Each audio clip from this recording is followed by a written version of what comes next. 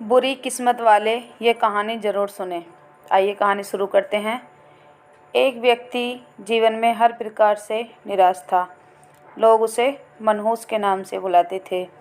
एक ज्ञानी पंडित ने उसे बताया कि तेरा भाग्य फलां पर्वत पर सोया हुआ है, तो उसे जाकर जगा ले तो भाग्य तेरे साथ हो जाएगा।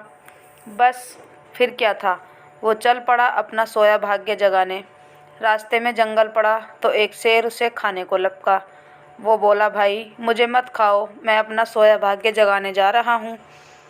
शेर ने कहा कि तुम्हारा भाग्य जाग जाए तो मेरी एक समस्या है, उसका समाधान पूछते आना।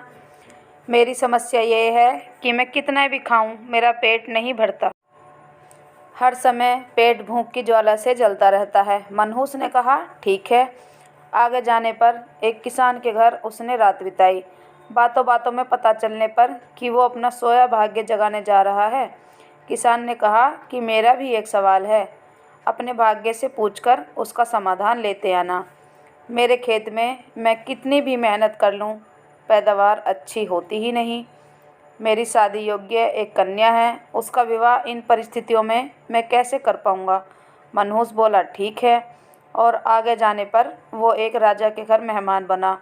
रात्रि भोज के उपरांत राजा ने ये जानने की कि वो अपना भाग्य जगाने को जा रहा है, उससे कहा कि मेरी परेशानी का हल भी अपने भाग्य से पूछते आना। मेरी परेशानी ये है कि कितनी भी समझदारी से राज्य चलाऊं, मेरे राज्य में अराजकता का बोलबाला ही बना रहता है। मनहूस ने उससे भी कहा, ठीक है। अब वह पर्वत के पास पहुंच चुका था। वहां पर उसने अपने सोए भाग्य को झिंझोड़ कर जगाया। उठो उठो, मैं तुम्हें जगाने आया हूँ। उसके भाग्य ने एक अंगड़ाई ली और उसके साथ चल दिया। उसका भाग्य बोला, अब मैं तुम्हारे साथ हरदम रहूँगा।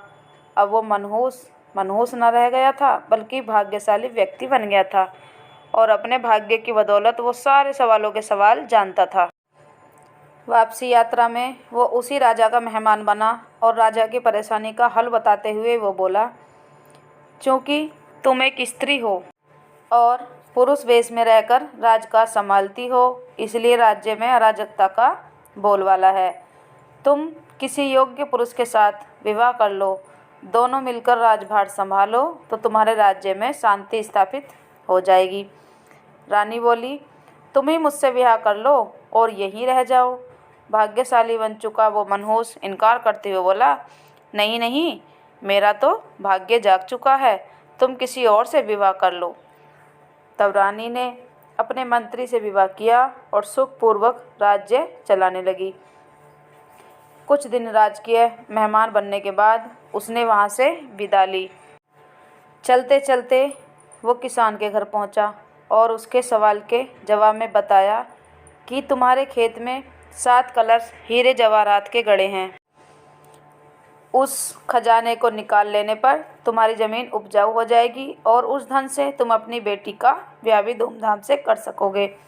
किसान ने अनुग्रहित होते हुए उससे कहा कि मैं तुम्हारा शुक्रगुजार हूँ, तुम ही मेरी बेटी के साथ ब्याह कर लो।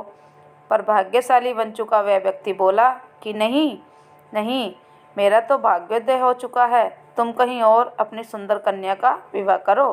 किसान ने उचित वर देखकर अपनी कन्या का विवाह किया और सुखपूर्वक रहने लगा। कुछ दिन किसान की मेहमानबाजी भोगने के बाद वो जंगल में पहुंचा और शेर से उसकी समस्या के समाधान स्वरूप कहा कि यदि तुम किसी बड़े मूर्ख को खा लोगे तो तुम्हारी ये क्षुधा शांत हो जाएगी। शेर ने उसकी बड़ी आवभगत की और यात्रा का पूरा हाल जाना। सारी बात पता चलने के बाद शेर ने कहा कि भाग्योदय होने के बाद इतने अच्छे और 2 बड़े मौके गंवाने वाले ए इंसान, तुझसे बड़ा मूर्ख और कौन होगा। तुझे खाकर ही मेरी भूख शांत होगी। और इस तरह वो इंसान शेर का शिकार बनकर मृत्यु को प्राप्त हुआ। इस कहानी से हमें यही सीख मिलती है कि यदि आपके पास सही मौका परखने का विवेक और अवसर को पकड़ लेने का ज्ञान नहीं है, तो भाग्य भी आपके पास आकर आपका कुछ भला नहीं कर सकता।